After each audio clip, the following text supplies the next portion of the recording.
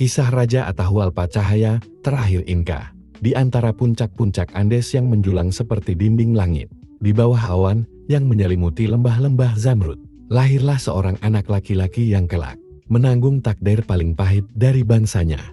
Ia diberi nama Atahualpa, yang berbicara dengan keberanian. Ia adalah putra dari Kaisar Huayna Capak, penguasa agung Kekaisaran Inka, dan seorang ibu bangsawan dari Quito, kota di utara yang masih baru ditaklukkan oleh pasukan Inka. Dari kedua darah itu, lahirlah seorang anak dengan campuran dua dunia Cusco yang megah dan Quito yang liar. Masa kecil di dunia pegunungan, Atahualpa tumbuh di antara kemegahan istana dan kerasnya alam gunung. Di pagi hari ia diajari para pendeta istana untuk menghitung waktu melalui pergerakan bintang dan bayangan matahari, mengenal dewa-dewa yang mengatur dunia, serta menghafal kisah leluhur yang menaklukkan lembah-lembah dan gunung-gunung. Namun sore harinya, ia berlari tanpa alas kaki di jalan berbatu Andes, mendaki tebing curam, melompat di atas arus sungai yang deras, dan bermain bersama anak-anak penggembala lama. Ia tumbuh menjadi anak yang tidak kenal takut. Pernah suatu kali, seekor kondor besar menyambar di atas kepala kawanan lama. Semua anak lari ketakutan, kecuali Atahualpa yang justru melempar batu dan berteriak menantang burung raksasa itu. Sejak hari itu, rakyat kecil di sekitar Quito mulai berbisik bahwa anak itu dilindungi matahari. Dari ibunya, ia mewarisi kecerdikan. Dari ayahnya ia belajar ketegasan. Setiap malam, ia memandang bintang-bintang di langit yang jernih dan berdoa pada Inti, dewa matahari, agar kelak ia menjadi prajurit sejati. Di dalam hatinya kecilnya, tumbuh keyakinan, darahku bukan darah manusia biasa. Pemuda dari utara, saat remaja, Atahualpa dibawa ke Cusco, ibu kota Kekaisaran Inka. Di sanalah ia melihat kemegahan yang belum pernah disaksikannya. Istana dari batu yang disusun tanpa seman, taman-taman berisi bunga emas, dan jalan-jalan besar yang menghubungkan ribuan kota di pegunungan. Ia belajar di bawah pengawasan guru-guru terbaik, filsafat, astronomi, sejarah, bahasa Quechua yang halus, serta strategi perang. Ia juga mengikuti upacara keagamaan di kuil matahari, di mana api suci dijaga agar tak pernah padam. Namun Cusco juga tempat intrik. Putra-putra lain dari Huayna Capak memperebutkan perhatian ayah mereka. Di antara mereka adalah Huáscar, saudara tirinya, yang lahir dari permaisuri Sa dan karena itu dianggap lebih berhak atas tahta. Atahualpa, anak dari selir asal Quito, sering dipandang rendah oleh bangsawan istana Cusco. Huáscar dan Atahualpa tumbuh bersama, namun tanpa kasih persaudaraan. Mereka saling mengamati, saling menakar kekuatan. Huáscar halus dan religius, Atahualpa berani dan tegas, lebih disukai para prajurit. Bahkan ketika masih muda, para jenderal kerajaan mulai berbisik, bila perang datang, Atahualpa lah yang akan membawa kemenangan. Panglima di Quito. Ketika sudah dewasa, Kaisar Huayna Capak mempercayakan Atahualpa memimpin pasukan di wilayah utara. Ia dikirim ke Quito, tempat leluhurnya dari pihak ibu, untuk mengawasi daerah perbatasan dan menaklukkan suku-suku yang masih memberontak. Atahualpa menjalankan tugasnya dengan luar biasa. Ia membangun jalan-jalan baru di pegunungan, mendirikan benteng, dan mengatur sistem pertanian agar rakyat dapat makmur. Ia juga menanamkan hukum dan adat Inka, tetapi tetap menghormati tradisi lokal. Karena kebijaksanaannya itu, rakyat Quito mulai menyebutnya Putra Andes, seorang pemimpin yang mengerti bahasa tanah mereka. Ia dikenal tidak hanya gagah dalam peran, tapi juga adil terhadap rakyat. Bila ada pengaduan, ia mendengarkan langsung dari petani, buruh, dan prajurit. Ia tak segan berjalan tanpa pengawal di antara rakyatnya. Dalam hatinya, Atahualpa percaya bahwa seorang raja bukan hanya pemegang kuasa, tetapi penjaga keseimbangan antara manusia dan bumi. Perang dua saudara. Namun kabar buruk datang dari selatan. Kaisar Huayna Capak wafat mendadak karena penyakit aneh yang belum pernah dikenal bangsa Inka, penyakit yang mungkin datang bersama orang-orang asing dari lautan jauh. Setelah wafatnya sang kaisar, para bangsawan di Cusco segera menobatkan Huáscar sebagai penguasa baru. Tapi di Quito, para jenderal dan rakyat mengangkat Atahualpa sebagai pewaris Sa karena ia dianggap lebih kuat dan bijak. Maka pecahlah perang saudara yang kelak menghancurkan kekuatan Inka dari dalam. Huáscar memerintahkan pembunuhan terhadap keluarga dan pejabat yang diduga berpihak pada Atahualpa. Sebagai balasan, Atahualpa memimpin pasukan utara yang dipimpin dua jenderal besar, Chaltuchimek dan Koizkuis. Pasukan utara lebih terlatih dan lebih berdisiplin. Mereka bergerak cepat, menaklukkan satu kota demi kota. Dalam setiap pertempuran, Atahualpa memperlihatkan kecerdikan yang luar biasa. Ia tidak hanya mengandalkan jumlah, tetapi juga strategi, memancing pasukan Huascar ke lembah sempit, lalu menyerang dari atas tebing dengan batu dan tombak api. Ribuan tentara Huascar tewas atau menyerah, dan akhirnya Huascar sendiri tertangkap dalam keadaan hina.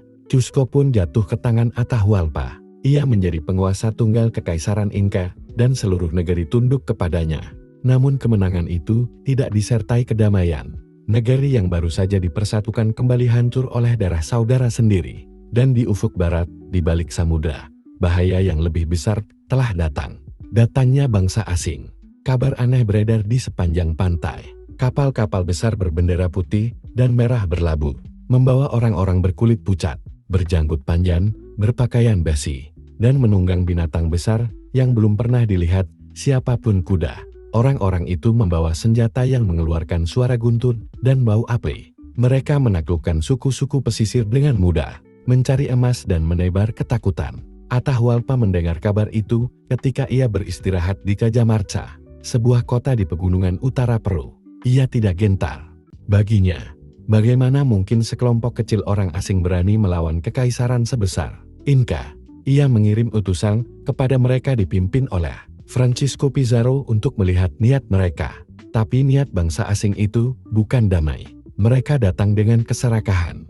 Pertemuan di Cajamarca. Hari itu, dataran Cajamarca dipenuhi ribuan prajurit Inka yang mengenakan pakaian bulu berwarna emas dan merah. Di tengah barisan itu, di atas tandu yang dihiasi batu permata, duduk Atahualpa, tegak dan tenang seperti patung dewa matahari. Pizarro mengirim seorang pendeta, Vicente Valverde, yang membawa sebuah kitab suci dan menuntut agar Atahualpa tunduk kepada Raja Spanyol dan menerima agama Kristen.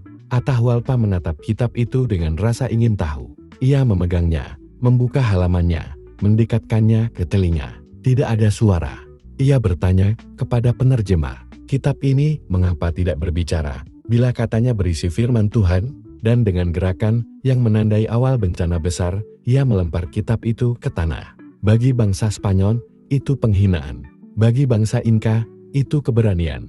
Dalam sekejap, meriam meledak, kuda meringkik, dan pedang-pedang baja menebas. Ribuan prajurit Inka yang tak bersenjata lari kocar-kacir. Dalam kekacauan itu, Pizarro sendiri menangkap Atahualpa dengan tangannya. Ruang emas dan pengkhianatan. Sebagai tawanan, Atahualpa tidak menunjukkan ketakutan sedikit pun. Ia duduk dengan tenang, berbicara dengan wibawa seperti raja sejati. Ia segera memahami kelemahan para penakluk itu, keserakahan terhadap emas. Ia berkata kepada Pizarro, bila aku dapat memenuhi ruangan ini dengan emas hingga setinggi tangan yang terangkat, apakah kau akan melepaskanku? Pizarro berpura-pura menyetujui. Dari seluruh negeri, datanglah harta tanpa henti, patung emas dari kuil matahari, piring dan perhiasan dari istana. Bahkan benda-benda suci dilebur menjadi batangan. Tak pernah dunia melihat kekayaan sebesar itu. Dinding ruangan tempat Atahualpa ditahan berkilau seperti matahari pagi. Namun janji orang-orang Spanyol hanyalah tipu daya. Setelah emas terkumpul, mereka menuduh Atahualpa bersekongkol untuk memberontak. Sebuah pengadilan palsu digelar. Ia divonis mati. Malam terakhir sang raja. Pada malam terakhirnya, Atahualpa duduk di sel yang dingin, dikelilingi bayangan obor. Ia menatap langit melalui celah sempit di dinding batu dan melihat cahaya bintang. Andis yang ia kenal sejak kecil. Apakah matahari akan menerimaku kembali? Bisiknya pelan. Ia diberi pilihan, mati dibakar hidup-hidup atau menerima pembaptisan agar mati dengan dicekik. Tak ingin tubuhnya hangus. Ia menerima pembaptisan, diberi nama Juan, dan menghadapi kematian dengan ketenangan seorang raja sejati. Ketika tali garote melilit lehernya, ia memejamkan mata dan berbisik, anakku, inti, jagalah rakyatku. Tubuhnya jatuh tak bernyawa di alun-alun Cajamarca. Sorak penakluk bergema. Tapi bagi rakyat Andes, saat itu matahari terbenam selamanya. Warisan cahaya terakhir. Atahualpa bukan hanya raja terakhir Inka, Ia adalah simbol terakhir dari dunia lama yang berakhir di bawah besi dan api. Dalam waktu singkat ia menyatukan kekaisaran yang porak-poranda, memimpin dengan wibawa, dan berani menatap bangsa asing tanpa tunduk. Namanya kini diabadikan dalam nyanyian rakyat, dalam legenda para penutur Quechua, dalam bisikan angin di puncak Andes. Atahualpa tidak mati, ia kembali ke matahari, dan suatu hari cahaya itu akan turun lagi. 1.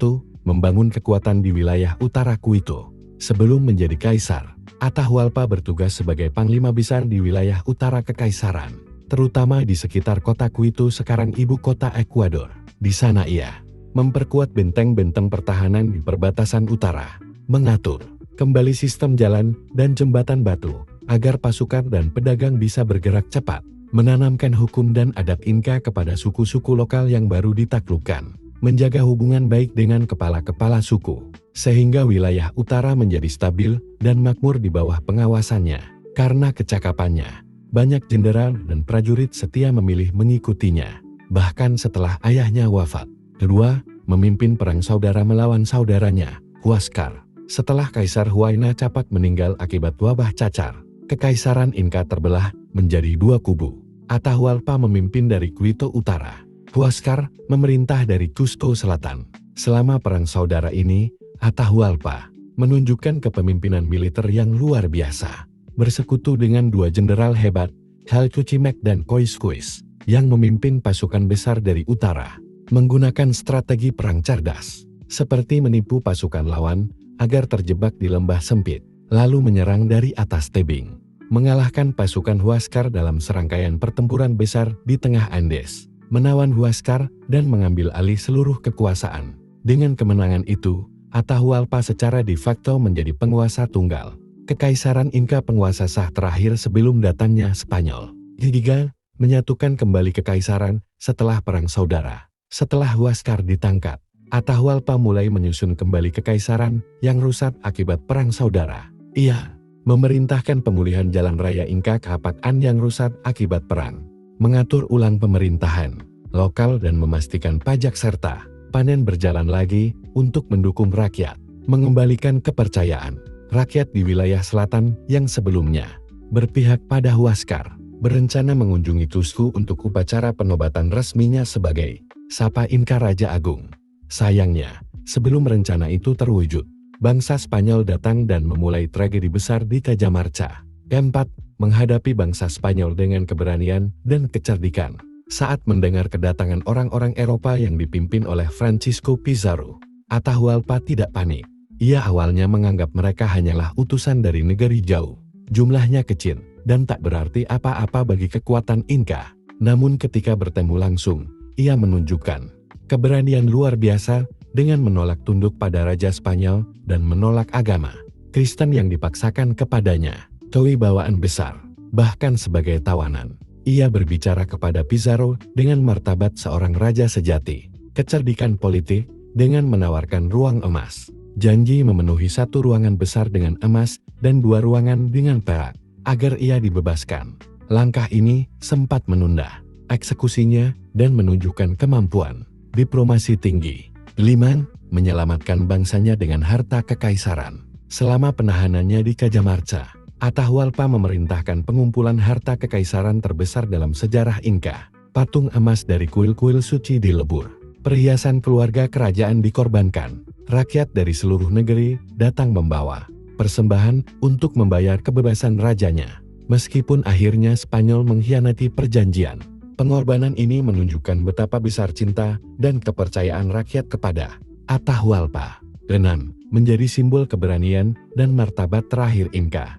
Menjelang kematiannya, Atahualpa tetap tegar. Ia menolak panik di hadapan Algojo, menunjukkan ketenangan spiritual dan keberanian seorang pemimpin sejati. Ia memilih dibaptis agar tidak dibakar hidup-hidup bukan karena tunduk, tetapi karena ingin menjaga agar tubuhnya tetap utuh. Sesuai kepercayaan Inka bahwa jiwa harus kembali kepada matahari, ia wafat dengan kepala tegak, dan kematiannya menandai akhir dari kekuasaan asli Inka di Andes. 7. Warisannya setelah kematian. Walau masa pemerintahannya singkat, Atahualpa meninggalkan warisan abadi. Ia dikenang sebagai pahlawan terakhir Inka. simbol kehormatan bangsa yang tidak mau tunduk pada penjajah. Dalam cerita rakyat Andes, ia disebut putra matahari yang tidak mati, hanya pergi sementara. Namanya tetap hidup dalam lagu, legenda, dan ingatan rakyat Quechua dan Aymara hingga kini. Kesimpulan, apa yang ia lakukan semasa hidupnya? Secara ringkas, berikut tindakan nyata dan pencapaiannya. Bidang tindakan atau pencapaian Atahualpa. Politik menguasai Quito dan menegakkan hukum Inka di wilayah utara. Militer menang perang saudara melawan Huascar, mempersatukan kembali kekaisaran Inka. Pemerintahan membangun kembali sistem administrasi dan ekonomi pasca perang. Diplomasi bernegosiasi dengan Pizarro dan berusaha melindungi rakyat melalui ruang emas. Sosial dikenang rakyat sebagai pemimpin adil dan pemberani. Spiritualitas menjaga kehormatan Inka hingga akhir hidupnya.